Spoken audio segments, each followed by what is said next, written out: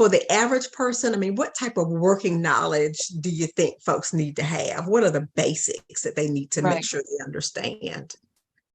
Well, it's interesting, and that's a profound and important question.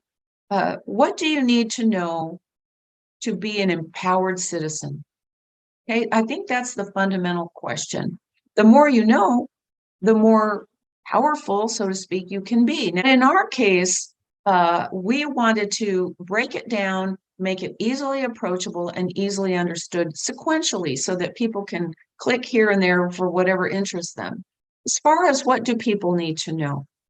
Well, if we assume that only 1 in 4 adults can name a single branch of government, okay, why do you need to know that there's a judicial, legislative, and executive branch? Why do you need to know there's a separation of power?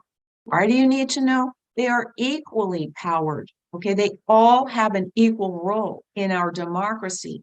And if you want a street light put up on at the corner in your neighborhood, do you call the President of the United States? No, there are federal, state, and local municipal issues. And depending on what it is, you need to know, I want this done. How do I get it done? Who do I contact?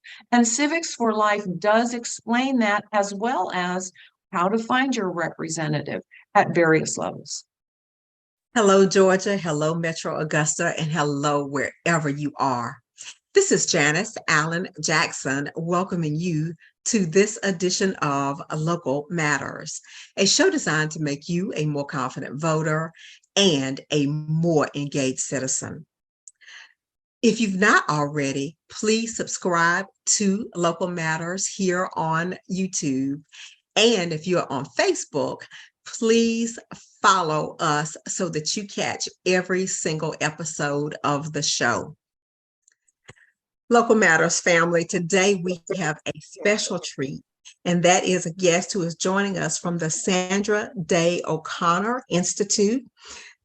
She is Miss Sara Suggs, and she is it President, CEO? Make sure I get that right.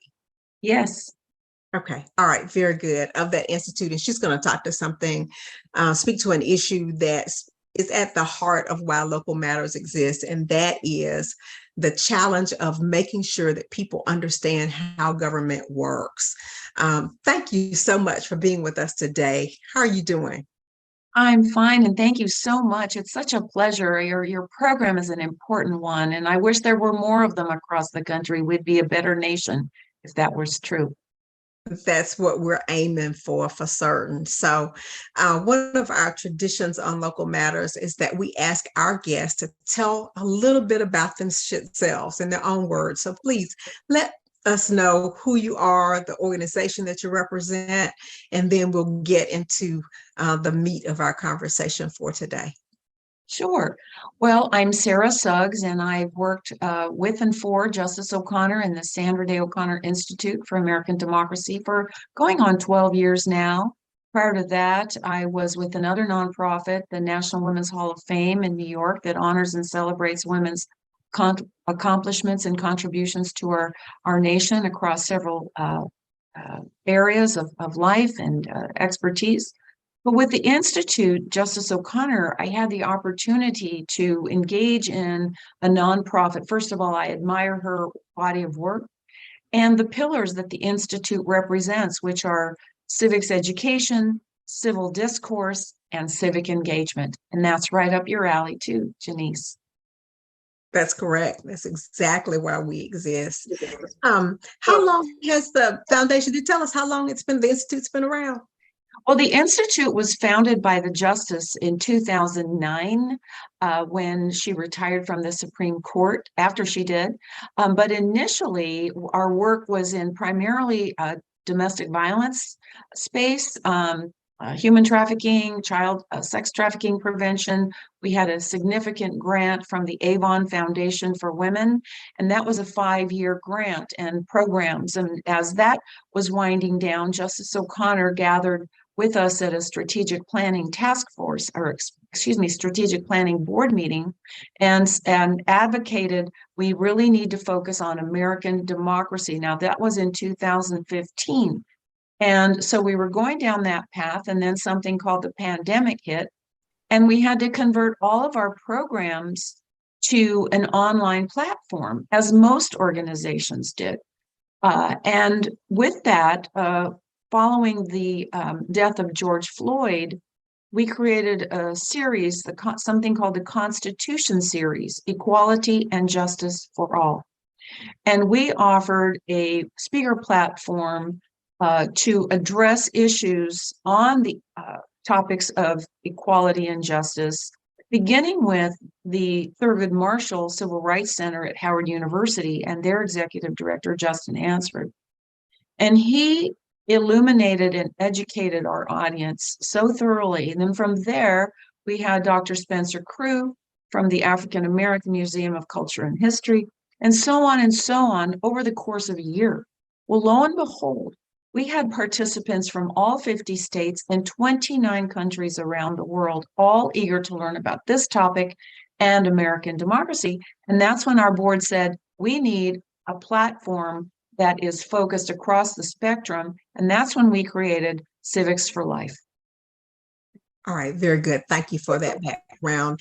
And of course, one of the reasons that has become necessary is it appears civics education is sort of fallen by the wayside in our public school. And it seems like it's just been squeezed out of the curriculum. Is that true, or is that just my perception? How do we get where we are now, where people seem to know so little about basic issues related to American government? Well, there are studies that show, on average, $50 is invested per student in STEM studies, and 5 cents for civics education. Over the course of 13 years of school, the average student receives 1 semester of civics education.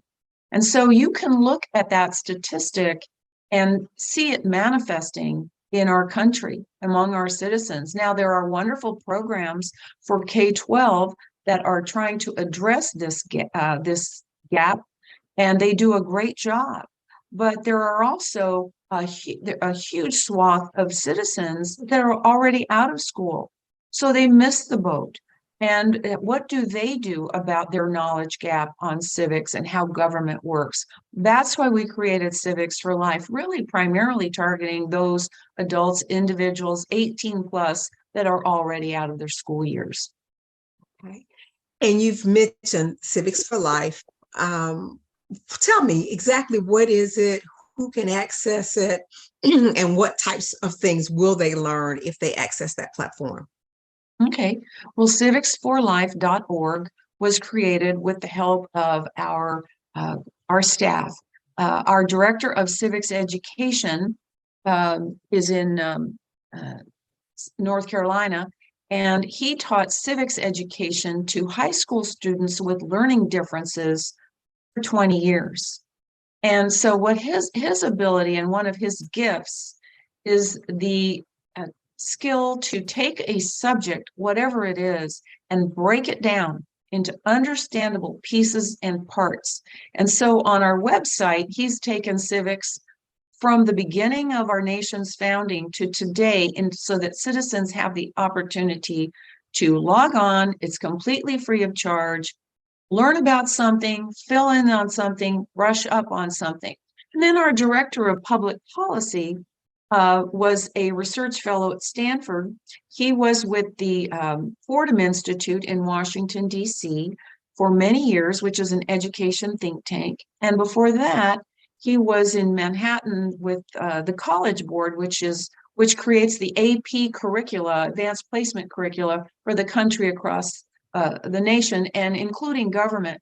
So Liam, our director of public policy, focuses on civil discourse.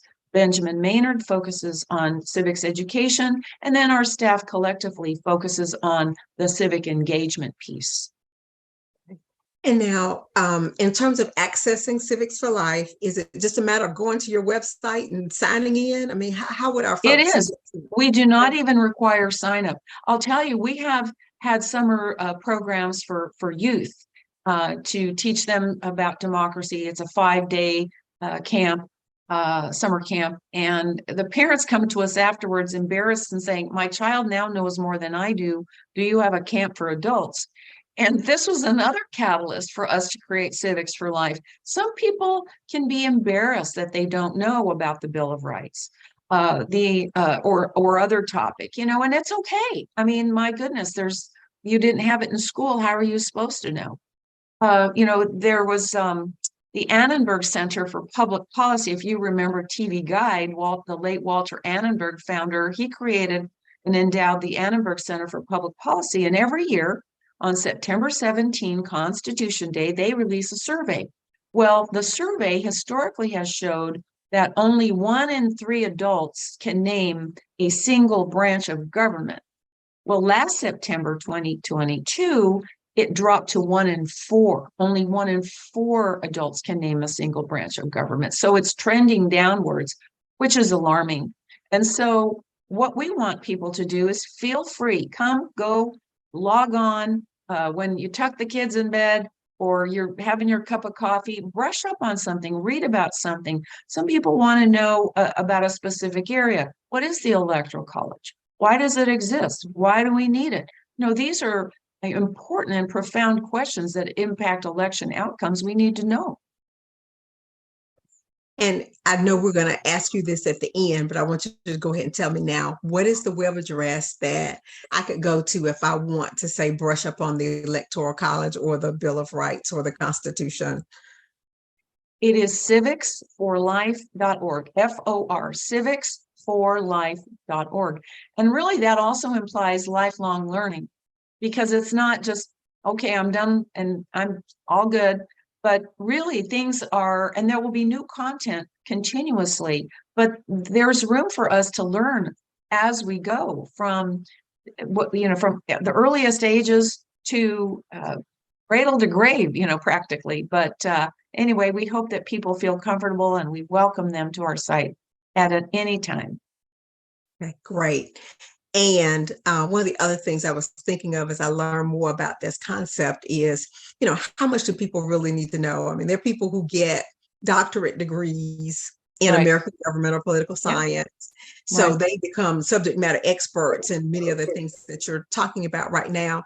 For the average person, I mean, what type of working knowledge do you think folks need to have? What are the basics that they need to make sure they understand? Well, it's interesting, and that's a profound and important question. What do you need to know to be an empowered citizen? Okay, I think that's the fundamental question. The more you know, the more powerful, so to speak, you can be. Now, do you need a PhD? Not necessarily. Those scholars tend to be the teachers. But in our case, we wanted to break it down, make it easily approachable and easily understood sequentially so that people can click here and there for whatever interests them. As far as what do people need to know? Well, if we assume that only 1 in 4 adults can name a single branch of government, okay, why do you need to know that there's a judicial, legislative, and executive branch? Why do you need to know there's a separation of power? Why do you need to know they are equally powered? Okay, they all have an equal role in our democracy. And if you want a street light put up at the corner in your neighborhood, do you call the President of the United States? No, there are federal, state, and local municipal issues. And depending on what it is, you need to know, I want this done. How do I get it done? Who do I contact? And Civics for Life does explain that, as well as how to find your representative at various levels. Okay. And what they do, for instance, one of the things I know commonly people will need to get in touch with the federal government about, if you're having a problem with your Social Security benefits or your veterans benefits or your disability benefits, that's something that you might want to know how to reach out to your congressperson about. Exactly. And a lot of people, they blend municipal, state, federal, congressional, it's complicated to some extent. And so the more, as I say, the more you know, and if you want to complain about your state and local taxes, Okay, then that's one level. If it's the IRS, that's another level. And so again, people think civics is something else. It's for other people. It's out there. No, it impacts each and every one of our lives every single day. Look at your paycheck. Look at the taxes that are withheld. Look at what it goes to. Some of it to Social Security. What is that for? My godson one day got his first job and he came home sticker shock with his and said, "Mom, what is this? What are all these tax? I thought I was going to get paid this much and I only got this much." And welcome to the real world, son. So it's one of those things where you need to understand where your money's going because it is your money.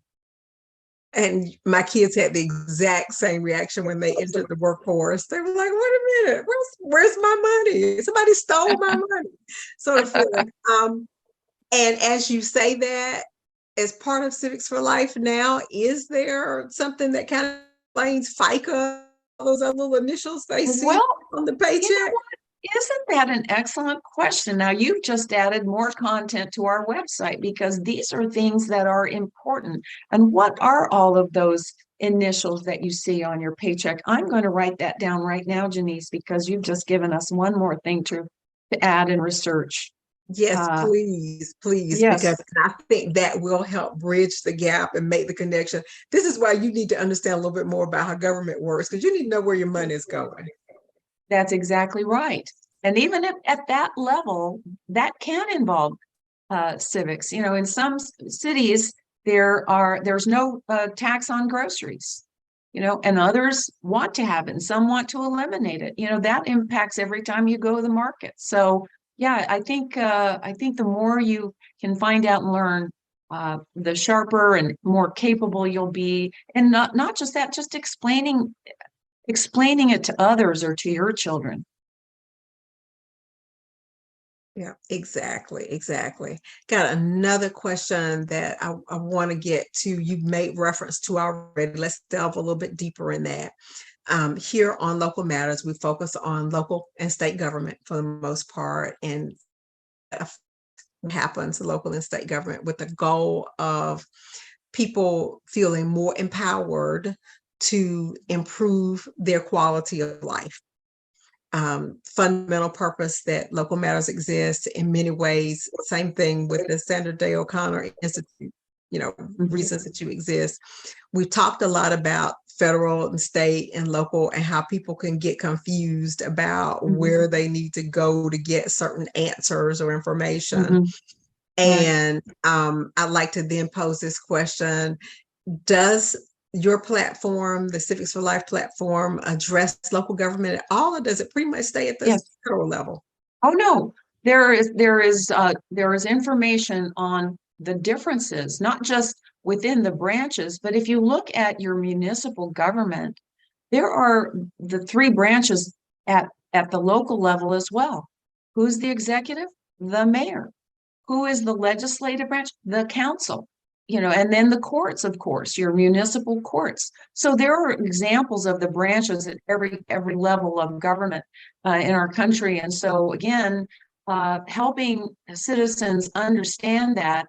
And also when it comes time to vote, sometimes there's, of course, the presidential election years, we have the biggest turnout, but then there is the off-cycle years and in municipal years. In some cities, there are runoffs and things like that, or the presidential primaries coming up. So people need to know not just that they need to vote, as you say, becoming more informed and not missing one of those elections, even the ones that are local.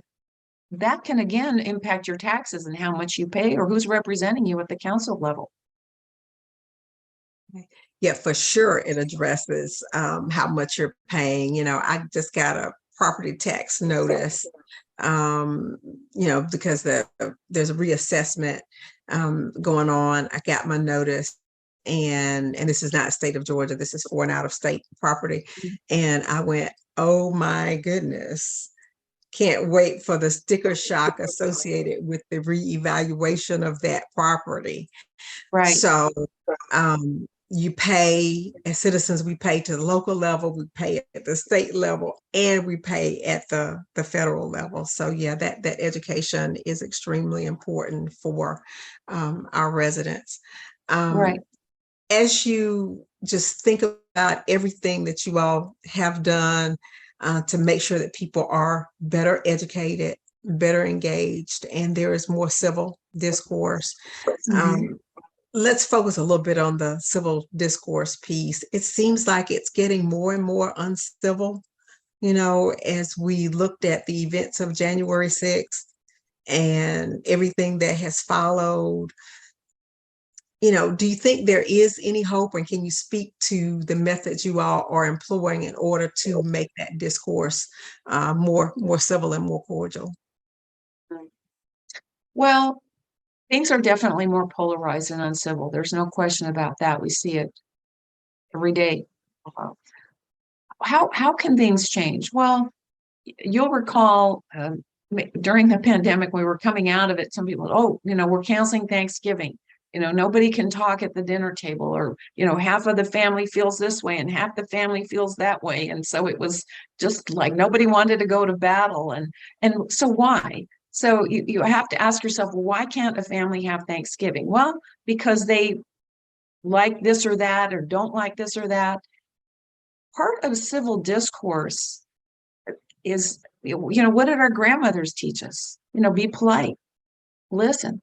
If you don't agree, just maybe you just say, well, I appreciate what you said. I don't happen to agree with it. Without shouting or yelling. You can, as Justice O'Connor says, you can disagree without being disagreeable. And sometimes I think it helps us to listen to the other point of view, because it teaches us tolerance. Doesn't mean we have to accept it, doesn't mean we have to like it. But I do think that I look at great examples of civil discourse. Probably the greatest example in my lifetime was Dr. Martin Luther King Jr. And so I remember growing up and watching him and his speeches and his interviews on television. I sometimes watch him on YouTube today, because he was so thoughtful in how he communicated with others, and one of the most difficult issues of a generation, and still continues today. So I think we have to look at great examples of civility and try and emulate their example. Exactly. And I do. That's a great way to put it. Learn from those before you who definitely had more of a grasp on it. I almost so wonder now, it appears as if being in civil benefits some elected officials, from the Mm, standpoint of people seem to rally around the incivility at times, which is amazing to me. I right. was raised in a more genteel era Mhm. where folks were expected to demonstrate respect and restraint Right. at times of disagreement. But it seems like just the opposite is being cheered on. And I hope that, we aren't at a point of no return, but sometimes it feels that way. Right. Well, if you look at the history of our country, people have gotten riled up over this or that for generations. But what has every once in a while, a leader comes along and kind of is like the oil on boiling water that calms everybody. And for example, if you look at Lincoln in the Civil War, one of the most clearly the most divisive time that almost split our nation, but his ability to add a little bit of wit, the idea of Abraham Lincoln screaming and shouting and whipping people up into frenzy is just doesn't even make sense. So again, we just have to pause and I think remember, I think part of the reason people get upset is because they feel like they're not being heard or respected. And when people feel that way, they tend to get angry. And so I think part of it just starts with being able to listen to them, say, I hear you, don't happen to agree, but I respect your right to say it. And I think even just that, it kind of quashes the other side's, other perspectives view that I have to shout at you to have you hear me. No, you don't have to shout at me. Just speak to me. And I'll let you know if I've been persuaded or not. But I think we need to get back to basics of what our grandparents taught us, Janice. And that is fundamentally treat others how you'd want to be treated. But we've gotten so far off that I hope we can go back to it. Thank you so much for that. You have reminded me of a quote. I know it was attributed to Dr. King, maybe some others as well. And it is, a riot is the language of the unheard. There you So go. in the same way, you were saying that all of the shouting and the incivility may indeed be the language of somebody that doesn't feel heard. Even, sometimes I feel like they got to know that folks are listening, particularly with all the social media and everything that exists now to help spread the word. But it still it seems like maybe that is the root of the frustrations that we see and hear. We only got another minute or so. Is there anything else you would like to share with our listeners before we close out this interview? Janice, I would just like to thank you for the public service that you bring to the table. It's, as I said, it does matter, and local matters probably more than almost anything, because that's where people have the opportunity to, as I say, get on the on-ramp of civic engagement. You have to start somewhere, and local is the best place to do it. So thank you for what you're doing. Thank you so much for being a guest on Local Matters. Now that you've been here, you're a part of the family. So welcome to the Thank you. I appreciate it. You're welcome. Come to Thanksgiving. Great. All right. If you could give your web address so people know where to go if they want to participate in Civics for Life. Yes, civicsforlife.org. You're all welcome.